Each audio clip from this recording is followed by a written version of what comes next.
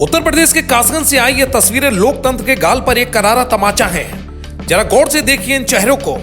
ये कोई आम फरियादी नहीं, ये सत्ताधारी दल के जिला अध्यक्ष नीरज शर्मा और विधायक हरिओम वर्मा हैं, जिन्हें अपनी ही सरकार की पुलिस के सामने धरने पर बैठना पड़ा। सवाल बड़ा है और सीधा है। अगर सत्ता की हनक रखने वाले जिला अध्यक्ष को ही पुलिस की बदसलूकी और गाली गलौज का सामना करना पड़े तो उस आम आदमी की विसात क्या? वो गरीब किसान, वो बेबस मजदूर जब थाने की चौखट पर जाता होगा तो ये खाकी उसके साथ क्या सलूक करती होगी? क्या कासगंज की पुलिस इतनी बेलगाम हो गई है कि उसे न माननीयों का लिहाज है न प्रोटोकॉल की परवाह? 8 घंटे तक पटियाली कोतवाली में चला ये हाई वोल्टेज ड्रामा चीख चीख कर कह रहा है कि सिस्टम के भीतर सब कुछ ठीक नहीं है। अगर एक जिला अध्यक्ष को खुद के अरेस्ट होने का दावा करना पड़े और इंस्पेक्टर को लाइन हाजिर कराने के लिए आधी रात तक सड़क पर बैठना पड़े तो समझ लीजिए कि खाकी का रसूख अब खादी पर भारी पड़ने लगा है। क्राइम इंस्पेक्टर साहब से मेरी बात हो जाए, लेकिन उन्होंने बताए जाने के बावजूद भी मेरा टेलीफोन उठाना, मुझसे बात करना उचित नहीं समझा। एक कार्यकर्ता ने उनसे मेरी बात फिर करवाई। जब एक कार्यकर्ता ने मेरी बात कराने के लिए मोबाइल उनको दिया तो उन्होंने कहा जिलाध्यक्ष जी बात करेंगे। तो उन्होंने एक बहुत ही अमर्यादित गाली का इस्तेमाल किया।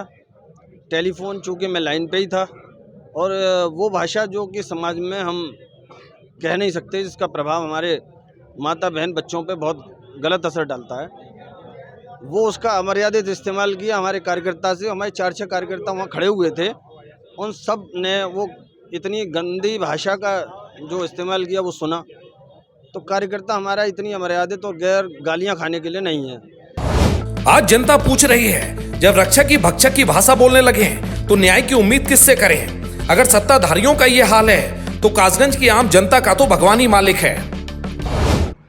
आज दिनांक 25 फरवरी 2026 को माननीय न्यायालय द्वारा अपराध संख्या 368/20 में अभियुक्त नीरज मिश्रा निवासी थाना पटियाली के विरुद्ध निर्गत NBW के आदेश के क्रम में स्थानीय पुलिस द्वारा उनको गिरफ्तार करके माननीय न्यायालय के समक्ष प्रस्तुत किया गया, जिसके विरोध में स्थानीय पदाधिकारियों द्वारा थाने पे विरोध प्रदर्शन किया गया, जिनसे उचित बातचीत करके और उचित आश्वासन के बाद यह धरना प्रदर्शन समाप्त हो गया है।